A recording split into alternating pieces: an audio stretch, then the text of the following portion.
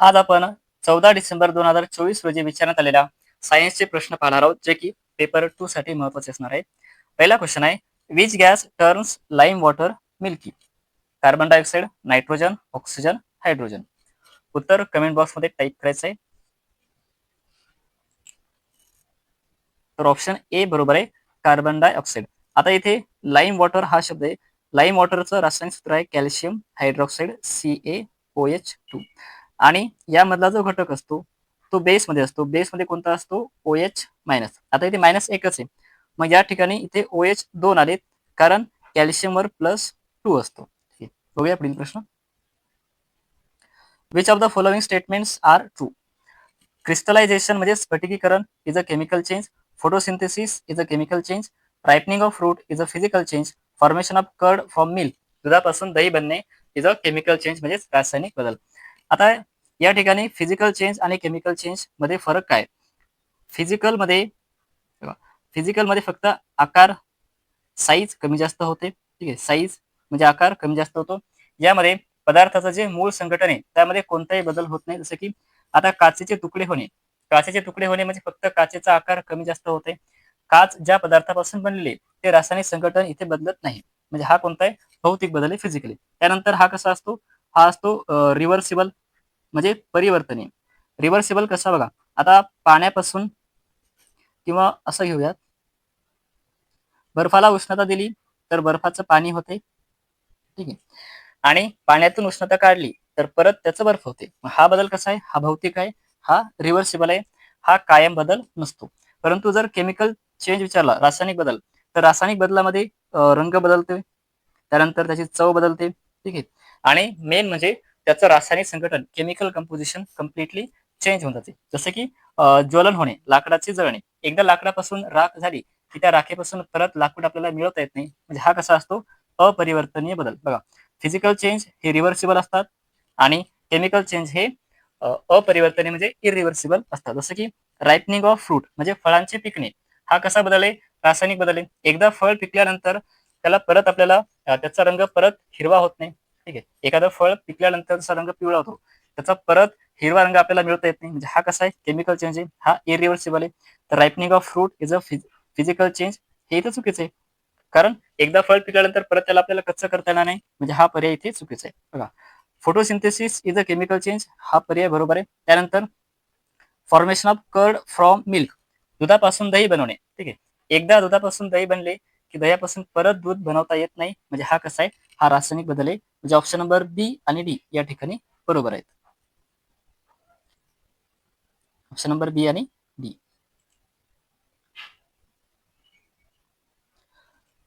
While ice melts at 0 degree Celsius, its temperature increases, decreases, remains same, first decreases and then remains same. याचा अर्थ, जेव्हा बर्फ 0 अंश degree सेल्सिअसला तापवलं जाते तेव्हा त्यामध्ये काय फरक होतो? बघा, आता एका बिकरमध्ये आपण बर्फाचे गोळे घेतलेले आहेत. हा प्रयोग आहे 10वीला, आणि याला आपण जर हीट केलं, बर्नरने उष्णता दिली, तर इकडे थर्मामीटरमध्ये कोणताही तापमानामध्ये बदल होत नाही. कारण आता बर्फाने इथे उष्णता शोषून घेतली, पण त्या शोषून घेतलेल्या उष्णतेचा उपयोग या बर्फामधील किंवा आईसमधील जे अणुरेणू आहेत त्यामधील बंध किंवा बॉन्ड ब्रेक करण्यासाठी होत असतो. ठीक आहे, जोपर्यंत या बर्फाचं पूर्ण रूपांतर पाण्यामध्ये होत नाही तोपर्यंत इकडे तापमान वाढ होत नाही. ठीक आहे, पण जेव्हा या बर्फाचं रूपांतर पूर्णपणे पाण्यामध्ये होईल आणि त्यानंतर जर आपण याला बर्नरच्या सहाय्याने उष्णता दिली, तर मात्र आता इथे 0 डिग्री सेल्सिअस पासून 100 डिग्री सेल्सिअस पर्यंत तापमान वाढ होईल. आणि एकदा का 100 डिग्री सेल्सिअस तापमान झालं की याच्यानंतर आपण किती उष्णता दिली, कितीही बर्नरने तापवलं, तर उष्णता वाढणार नाही. हा काय याचा बॉइलिंग पॉईंट, कशाचा? पाण्याचा आहे. ठीक आहे, म्हणजे पण या 0 डिग्री सेल्सिअसवर बर्फ वितळत असताना, ठीक आहे, कोणताही बदल होणार नाही. Option number C. ॲझर्शन आणि रिझन दिलेले बघा. ॲझर्शन आहे, nichrome is used as a heating element in devices like electric toaster and electric geyser. तर हा पर्याय बरोबर आहे. बघा, आता नायक्रोम हा कशापासून बनलेला आहे? हा एक अलॉय, अलॉय म्हणजे संमिश्र आहे, आणि संमिश्रच वापरतात कारण या नायक्रोममध्ये निकेल आणि क्रो म्हणजेच क्रोमियम. ठीक आहे, या दोघांपासून बनलेला असतो हा अलॉय म्हणजेच संमिश्र. ठीक आहे, तर हे बरोबर आहे. आणि याचा उपयोग आणखी विद्युत शेगडीमध्ये सुद्धा केला जातो. आता रिझन काय दिलं बघूया.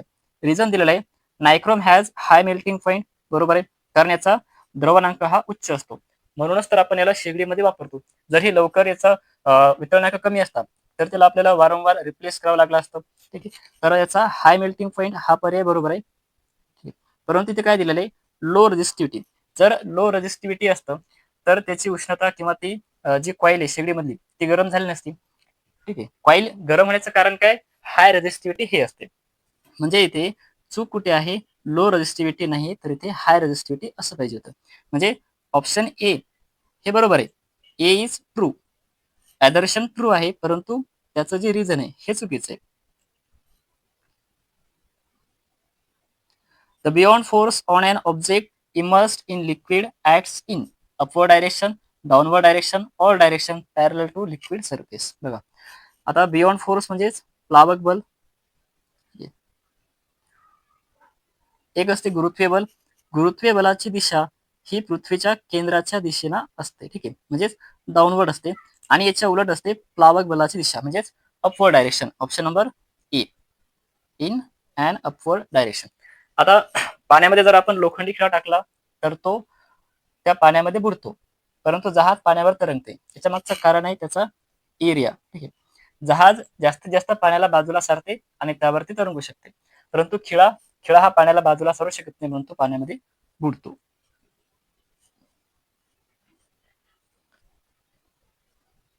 Question number 7, which of the following questions is a divergent question. डायव्हर्जंटचा अर्थ असा होतो की असा प्रश्न ज्यामध्ये आपण 360 डिग्रीने विचार करू शकतो. म्हणजे ज्या प्रश्नाचं उत्तर एकच येणार नाही, एकच निश्चित येणार नाही, त्याला आपण म्हणतो डायव्हर्जंट क्वेश्चन. आता उदाहरणार्थ कॉन्व्हर्जंट क्वेश्चन कसे असतात, जसं की पृथ्वी, तुम्हाला जर विचारलं पृथ्वी कशी आहे, तर आपण म्हणणार की पृथ्वी ही इलिप्टिकल आहे, म्हणजेच लंबवर्तुळाकार आहे. हे झालं निश्चित उत्तर. मग हे अशा प्रकारचे या डायव्हर्जंट मध्ये येणार नाहीत. बघा, आता आपण ऑप्शन बघूया. पहिला ऑप्शन आहे why does a ball thrown up comes down. म्हणजे वर फेकलेला चेंडू परत खाली येतो, असं का होते, तर याचा उत्तर आपण सांगू शकतो की असं गुरुत्वीय बलामुळे होते. मग हा डायव्हर्जंट क्वेश्चन नाहीये. ठीक आहे, what if there was no gravity on the earth. जर पृथ्वीवर गुरुत्वाकर्षण बल नसेल तर काय होईल. आता या प्रश्नाचं उत्तर प्रत्येक जण वेगवेगळं देईल. काही जण म्हणतील की गुरुत्वाकर्षण बल नसेल तर आपण हवेमध्ये तरंगू. काही जण याचे उत्तर आणखी वेगवेगळ्या प्रकारे देऊ शकतात. म्हणजे हा कसा इथे डायव्हर्जंट क्वेश्चन आहे. ऑप्शन नंबर बी, क्या होता अगर पृथ्वी पर कोई गुरुत्वाकर्षण नहीं होता. Which of the following statements are true in the context of respiration in whales and dolphins. Option A, they cannot use dissolved oxygen. B, they have gills. C, they have large nostrils. D, they often come up to the water surface to breathe. बघा, आता इथे एकच पर्याय तुम्ही काढू शकता. सर्वात अगोदर म्हणजे हे जे व्हेल्स आहेत आणि डॉल्फिन्स आहेत हे असतात सस्तनी प्राणी, म्हणजेच मॅमल्स असतात. ठीक आहे, आणि मॅमल्स आले म्हणजेच काय, यांना रेस्पिरेशनसाठी लंग्स म्हणजेच फुफ्फुसे असतात. ठीक आहे, आता लंग्स आहेत याचा अर्थ त्यांना गिल्स असतात का, नाही. म्हणजे हा एकच पर्याय इथे चुकीचा ठरतो. ठीक आहे, आणि ज्यांना गिल्स असतात, माशांना गिल्स असतात, मग ते पाण्यामधल्या विरघळलेल्या ऑक्सिजनचा उपयोग करतात. ठीक आहे, परंतु हे they can not use dissolved oxygen, हे बरोबर आहे. व्हेल्स आणि डॉल्फिन हे पाण्यामधल्या विरघळलेल्या ऑक्सिजनचा उपयोग करत नाहीत, कारण ते रेस्पिरेशनसाठी पाण्याच्या वर येतात आणि परत खाली जातात. तर पहिला ऑप्शन ए बरोबर आहे. त्यानंतर दे हॅव लार्ज नॉस्ट्रिल्स हा पण पर्याय बरोबर आहे. आणि D, they often come up to the water surface to breathe. आपल्याला विचारलेलं काय आहे, which of the following statements are true. तर ट्रू कोणकोणते आहेत, ए आहे, सी आहे आणि डी आहे. ऑप्शन द्यायचे राहिलेत बघा. Question number 9, complete the following table. आपल्याला चार्ट इथे कम्प्लीट करायचा आहे. सुरुवातीला आपल्याला ए काढायचे. आता इथे ऍटॉमिक नंबर दिलेला आहे, ऍटॉमिक नंबरला दर्शवतो आपण कॅपिटल झेड याने. आता इथे मास नंबर बघा, एखाद्या अणुमधील जर मास नंबर काढायचा असेल तर ती असते प्रोटॉन प्लस न्यूट्रॉन यांची बेरीज. मग प्रोटॉन म्हणजे काय, तर ऍटॉमिक नंबर जितके असतील तितकेच त्यामध्ये काय असणार, प्रोटॉन असणार, आणि तेवढेच काय असणार, इलेक्ट्रॉन असणार. बघा, हे खूप म्हणजे व्हेरी व्हेरी IMP असं आहे. जेवढा अणुअंक असतो तेवढेच त्यामध्ये प्रोटॉन असतात आणि तेवढेच काय असतात, इलेक्ट्रॉन असतात. मग आपल्याला काय पाहिजे, इथे प्रोटॉन पाहिजे, इथे अनुवांक किती आहे, 9 आहे, तर प्रोटॉन किती येणार, 9 येणार. न्यूट्रॉनची संख्या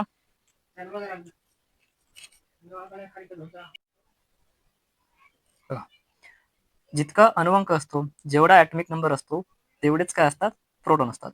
आता न्यूट्रॉनची संख्या आपल्याला इथे दिलेली आहे. न्यूट्रॉन किती आहे, 10 आहे. म्हणजेच ॲटॉमिक नंबर, ॲटॉमिक मास ए किती येणार, 10 अधिक 9 19. बघा आता ए ची किंमत किती आली, 19 आली. बी म्हणजेच काय, इलेक्ट्रॉन. तुम्हाला मी सांगितलं की अनुवांक जेवढा असेल तेवढे तितकेच किती असतात, इलेक्ट्रॉन असतात. मग अनुवांक 9 आहे तर इलेक्ट्रॉन सुद्धा किती येणार, 9 येणार. ठीक आहे, म्हणजे ए बरोबर 19, त्यानंतर बी बरोबर 9.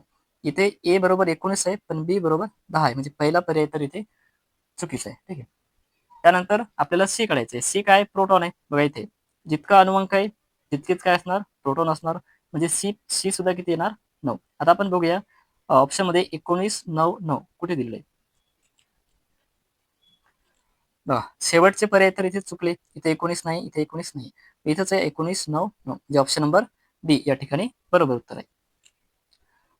Question number 10, which of the following statements is true.